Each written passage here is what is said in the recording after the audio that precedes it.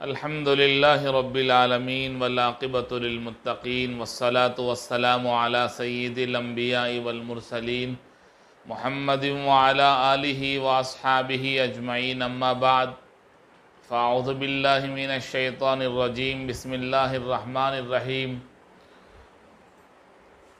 رضی اللہ عنہم ورضوا عنہ صدق اللہ العظیم۔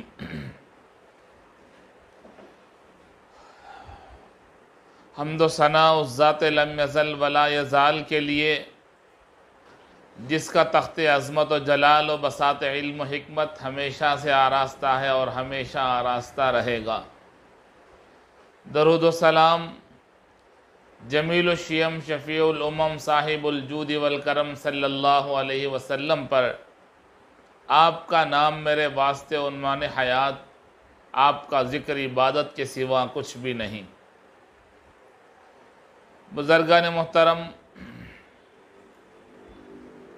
صحابہ کرام رضوان اللہ علیہ مجمعین کے اندر اللہ نے بہت ساری خوبیاں اور کمالات ودیعت فرمائے تھے۔ ویسے تو ہر صحابی اپنے خصوصی وصف میں ممتاز تھے۔ مختلف صحابہ کو ان کی خوبیوں اور ان کے کمالات کی وجہ سے رسول پاک صلی اللہ علیہ وسلم نے خطابات اور القاب عطا فرمائے۔ ایک حدیث میں رسول اللہ صلی اللہ علیہ وسلم نے ایک مجلس میں ارشاد فرمایا کہ بہت سے اعمال کے لیے جنت میں دروازے ہوں گے۔ ایک دروازہ ہوگا روزے داروں کے لیے، ایک دروازہ ہوگا نماز پڑھنے والوں کے لیے، ایک دروازہ زکوٰۃ صدقات خیرات کرنے والوں کے لیے۔ مختلف دروازوں سے جنتیوں کو بلایا جائے گا، دعوت دی جائے گی۔ ہر عمل کے اندر خصوصیت رکھنے والے، دلچسپی رکھنے والوں کے لیے دروازہ الگ سے ہوگا۔ اس کا مطلب یہ ہے کہ ان کا ایک خاص اکرام، خاص اعزاز ہوگا۔ بہت سی جگہوں پر وی آئی پی کے لیے راستے الگ ہوتے ہیں۔ خاص عمل رکھنے والوں کے لیے جنت میں الگ سے راستے، ایک ہی راستہ کافی ہے لیکن الگ الگ راستے جنتیوں کے اعزاز کے لیے ہیں، جنتیوں کے اکرام کے لیے۔ حضرت ابوبکر صدیق رضی اللہ تعالیٰ عنہ نے پوچھا، یا رسول اللہ، کوئی شخص ایسا بھی ہوگا کہ جس کو ہر دروازے سے بلایا جائے گا؟ اس لیے کہ وہاں تو روزے میں دلچسپی رکھنے والوں کے لیے روزے کے دروازے سے، نماز میں زیادہ دلچسپی رکھنے والوں کو نماز کے دروازے سے، اس طرح بلایا جائے۔ کوئی ایسا بھی ہوگا کہ جس کو ہر دروازے سے بلایا جائے گا؟ رسول اللہ صلی اللہ علیہ وسلم نے فرمایا، ہاں کچھ لوگ ہوں گے کہ جن کو ہر دروازے سے بلایا جائے گا۔ اے ابو بکر، مجھے امید ہے کہ تم بھی انہی لوگوں میں سے ہو کہ جن کو ہر دروازے سے دعوت دی جائے گی جنت میں داخل ہونے کے لیے۔ یہ اوصاف ہیں، کمالات ہیں، جن لوگوں کے اندر، جس عمل کے اندر خاص جذبہ ہو، خاص شوق ہو، رغبت ہو، دلچسپی ہو، ان کو اس دروازے سے بلایا جائے گا۔ تو میں عرض کر رہا تھا کہ صحابہ اکرام کی الگ الگ خوبیاں ہیں، کمالات ہیں۔ ہر صحابی کسی نہ کسی عمل میں دلچسپی رکھتا ہے، لیکن کچھ اوصاف ایسے ہیں جو تمام صحابہ میں مشترک ہیں۔ حضرت عبداللہ ابن مسعود رضی اللہ تعالیٰ عنہ خادم رسول ہیں، فقیہ الاسلام ہیں، بڑے فقیہ ہیں۔ صحابہ اکرام رضوان اللہ علیہ مجمعین کی 3 خوبیاں انہوں نے بیان فرمائیں، ایسی 3 خوبیاں جو تمام صحابہ کی جماعت میں مشترک تھی۔ آج ضرورت ہے کہ ہم ان 3 خوبیوں کو اپنے اندر داخل کریں اور دیکھیں کہ یہ خوبیاں کس حد تک ہمارے اندر موجود ہیں۔ اگر کم ہیں تو ان کو بڑھانے کی ضرورت ہے۔ اگر کسی کے اندر یہ 3 خوبیاں کچھ پائی جا رہی ہیں تو اللہ کا احسان ہے۔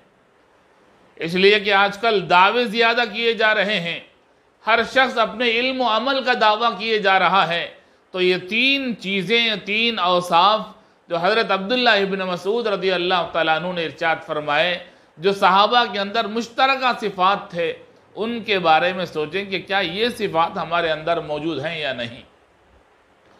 پہلی صفت حضرت عبداللہ ابن مسعود رضی اللہ تعالیٰ عنہ نے فرمایا کہ صحابہ نیک دل ہوتے تھے۔ ابرہم قلوباً، عربی لفظ ہے، ابرہم قلوباً، دل کے بڑے نیک، صاف دل، دل پاکیزہ ہے، دل میں کسی کے بارے میں میل نہیں ہے، دشمنی نہیں ہے، عداوت نہیں ہے۔ کیا ہمارا دل ایسا ہے کہ ہمارے دل میں دشمنی نہیں ہے، کسی سے عداوت نہیں ہے، کسی سے حسد نہیں ہے، کسی سے بغض نہیں ہے؟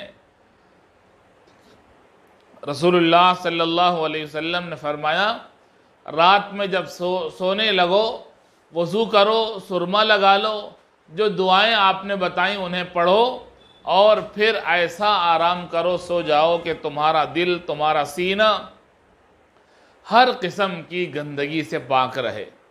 خود اللہ کے نبی علیہ السلام نے اپنا طریقہ بتایا کہ میں جب رات میں سوتا ہوں اور جب میں اپنا پہلو بستر سے لگاتا ہوں، متصل کرتا ہوں، تو اس وقت میرا دل، میرا سینہ ہر قسم کے عیب سے، غیبت سے، چغلی سے، حسد سے، بغض سے، کینے سے پاک اور صاف ہوتا ہے۔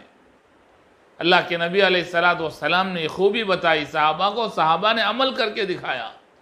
کبھی کسی کے بارے میں کینہ نہیں ہے، دشمنی نہیں ہے کہ میرے سے وہ آگے بڑھ جائے گا، میرے سے مالداری میں وہ آگے بڑھ رہا ہے، میرے سے وہ ہنر میں آگے بڑھ رہا ہے، میرے سے وہ دنیا کی چیزوں میں آگے بڑھ رہا ہے، میں پیچھے ہو گیا۔ بغض ہے، کینہ ہے، حسد ہے، ایک قدم کوئی اور آگے بڑھ جائے تو آدمی برداشت نہیں کرتا ہے، اس لیے کہ دل اتنا تنگ ہے کہ تھوڑے سے وقفے سے وہ دل بھر جاتا ہے۔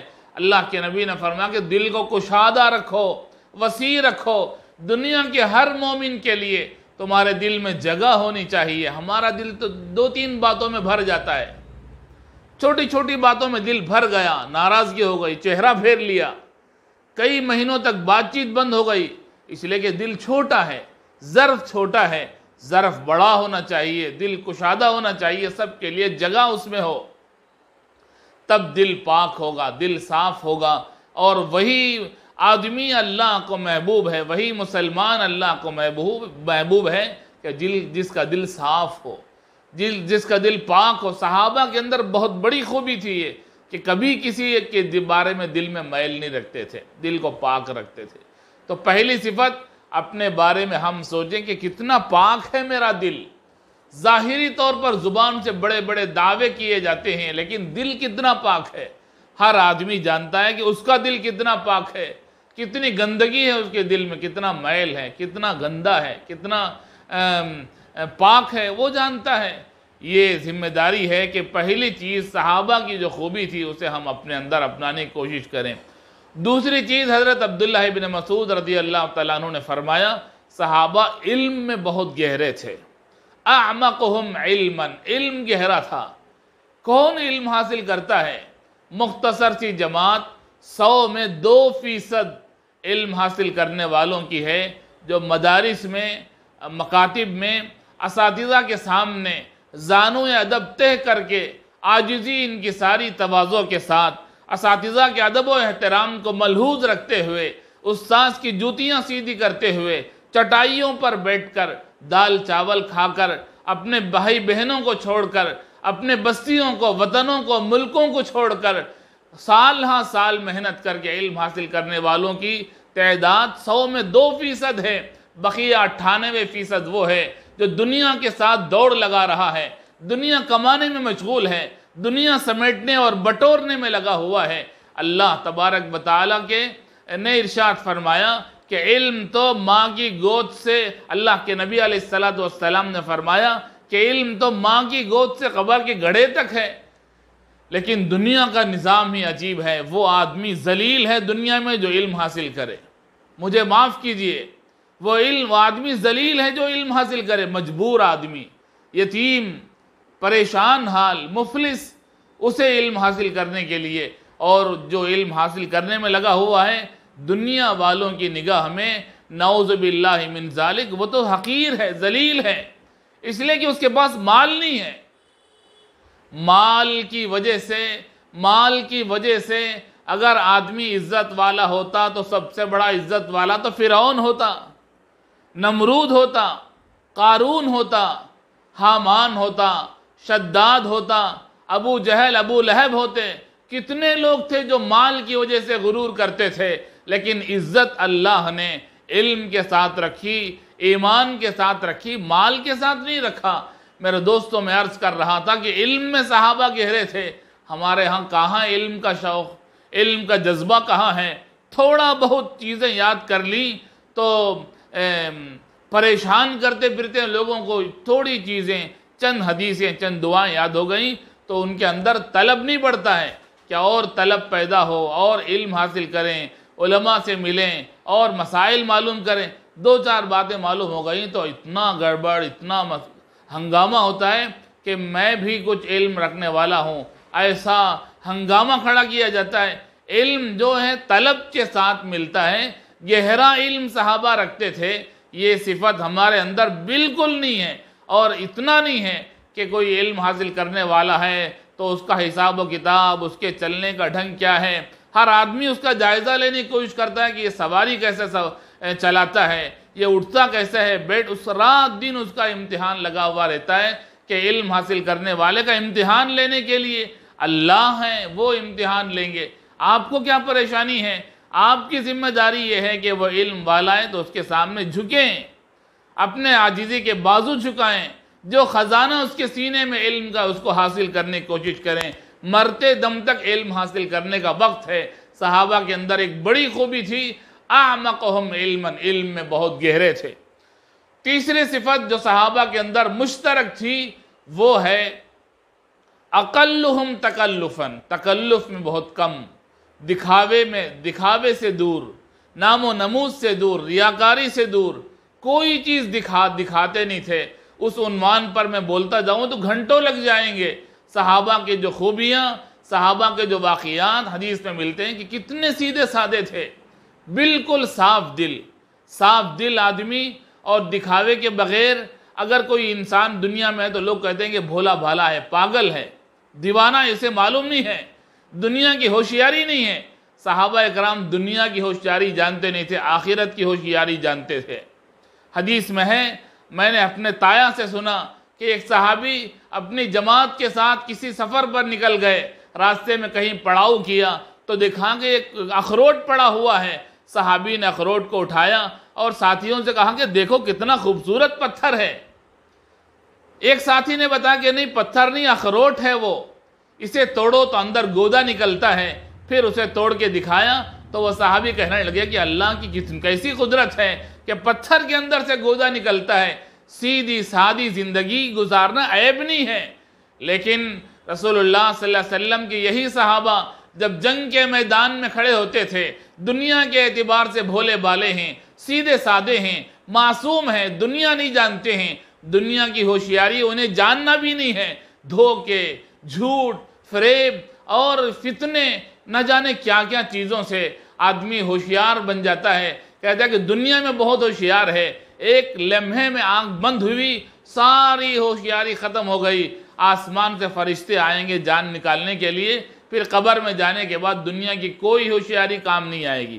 کیا کیا لوگ ہوشیاری دکھاتے ہیں، چالاکی دکھاتے ہیں دنیا میں، ایک لمحے کے لیے، ایک سیکنڈ میں موت کا جھٹکا آیا، ساری ہوشیاری ختم ہو گئی۔ کتنے لوگوں کو ٹھکائیں، کتنے لوگوں کو ڈبائیں، کتنوں کے پیسے اٹھا کے بھاگ گئے، کیا کیا کر دیتے ہیں لوگ آسانی سے، سمجھتے ہیں کہ دنیا قائم رہے گی، نہیں رہے گی۔ لو کانت الدنیا تدوم لأہلہا لکان رسول اللہ فیہا مخلدا۔ الغرض میں عرض کر رہا تھا کہ صحابہ کرام دنیا کے اعتبار سے بڑے بھولے بھالے ہو سکتے ہیں، معصوم ہو سکتے ہیں، لیکن دین کے اعتبار سے بہت ہوشیار۔ کیسے؟ اللہ کے نبی علیہ السلام نے ایک جنگ کے لیے صحابہ کو روانہ فرمایا، صفوں کی ترتیب ہو گئی، سارے لوگ صفوں میں کھڑے ہیں۔ ایک صحابی جو دنیا کے اعتبار سے بھولے بالے تھے، انہوں نے کہا کہ میں دیکھ رہا ہوں کہ ادھر سے دشمنوں کی ایک جماعت آئے گی اور ہمارے ساتھ ان کا مقابلہ ہوگا، لیکن اس کے ساتھ میں اللہ کی مدد کو بھی اپنی آنکھوں سے دیکھ رہا ہوں، اللہ کی مدد بھی آ رہی ہے۔ وہ صحابی جن کو کشف ہو رہا تھا، مکاشفہ ہو رہا تھا کہ اللہ تبارک و تعالی مدد فرمائیں گے، کہنے لگے میں دیکھ رہا ہوں دشمنی کی فوج کے ساتھ ساتھ اللہ تعالی ہماری مدد کا بھی انتظام فرما رہے ہیں۔ اصل ہوشیاری تو آخرت کی ہے، اصل چالاکی تو آخرت کی ہے۔ جیسے کتابوں میں موجود ہیں، عقل مند ہے وہ شخص جو مرنے سے پہلے موت کی تیاری کر لے، اور تیاری نہ کرے وہ بے وقوف ہے، نادان ہے، احمق ہے، اس لیے کہ اس نے دنیا کی ہوشیاری کو سمجھ لیا کہ بہت بڑا تیر مار دیا۔ اصل ہوشیاری تو آخرت کی ہے، اپنا دماغ آخرت کے سلسلے میں لگاؤ، محنت کرو۔ یہ 3 خوبیاں جو میں نے عرض کی، حضرت عبداللہ ابن مسعود رضی اللہ تعالیٰ عنہ نے بیان فرمایا کہ صحابہ اکرام دل کے نیک تھے، علم میں بہت گہرے تھے، اور تکلف میں بہت کم تھے، تکلف نہیں کرتے تھے، دکھاوا نہیں کرتے تھے، اور بالکل سیدھی سادی زندگی گزارتے تھے۔ ایک غریب کو کھانا کھلا دیا، پورے شہر میں چرچا ہو گیا کہ ہم نے کھانا کھلایا، اتنے مسجدوں کو حسیریں دلا دیں، اتنے یہ کر دیا، وہ کر دیا۔ بار بار لوگوں سے کہتے ہیں کہ جب میں 5ویں مرتبہ حج میں گیا تو میں نے ایک عجیب منظر، لوگ سوچتے ہیں کہ 5 مرتبہ حج کیا آپ نے؟ ہاں بھائی 5ویں مرتبہ، میں نے 4 مرتبہ اس سے پہلے کر لیا۔ 5ویں مرتبہ بولنے کا مطلب یہ ہے کہ وہ دکھانا چاہتا ہے کہ کتنے حج کیا میں نے، تاکہ لوگوں کے اندر میری عبادت کا روب بیٹھ جائے، لوگ اش کرنے لگیں، کتنے حج کیے آپ نے؟ پھر پوچھتے ہیں لوگ عمرے کتنے کیے آپ نے؟ اللہ اکبر! ہمارے استاذ کو، ہمارے حضرت کو، میرے تایا کو ہم نے دیکھا کہ عمرے کا سفر ہے، کسی کو بولتے ہی نہیں تھے، حج کا سفر ہے کسی کو بتاتے ہی نہیں تھے۔ شام میں نکلنا ہے حج میں، دوپہر میں معلوم ہوتا تھا گھر والوں کو کہ ابا جان حج میں جانے والے ہیں۔ ہمارے یہاں کتنا ڈھنڈورا پیٹا جاتا ہے، ہنگامہ ہوتا ہے، 3-6 مہینے پہلے سے چرچا ہوتا ہے، اس کے لیے دعوتیں ہوتی ہیں، تقریبات ہوتی ہیں، نظمیں لکھی جاتی ہیں، کیا ہنگامہ ہے۔ بڑے حضرت مفتی صاحب رحمۃ اللہ علیہ کو ہم نے آنکھوں سے دیکھا کہ حج کے سفر پہ نکلتے تھے، کسی کو بولتے بھی نہیں تھے، ہنگامہ نہیں ہوتا تھا۔ اللہ کے لیے کام کرنا ہے تو 2-4 جو گھر والے ان کو بول دیا اور شام میں نکل گئے۔ ہم سبیل الرشاد میں پڑھتے تھے، شام تک معلوم نہیں ہوتا تھا، فجر کی نماز کے بعد جب سارے طلبہ کو جمع کیا جاتا تھا تب معلوم ہوتا تھا کہ حضرت مفتی صاحب رحمۃ اللہ علیہ سفر حج پر نکلنے والے۔ اللہ اکبر! کیا کیا باتیں انہوں نے سکھائیں، کتنی سادگی، چھپا کرنے کا عمل انہوں نے سکھائی۔ اللہ تعالی ہمیں ایسا اخلاص، ایسا تکلف سے پرہیز کر کے زندگی گزارنے کی یہ خوبیاں اللہ تعالی ہمارے اندر عطا فرمائے۔ وآخر دعوانا ان الحمد للہ رب العالمین۔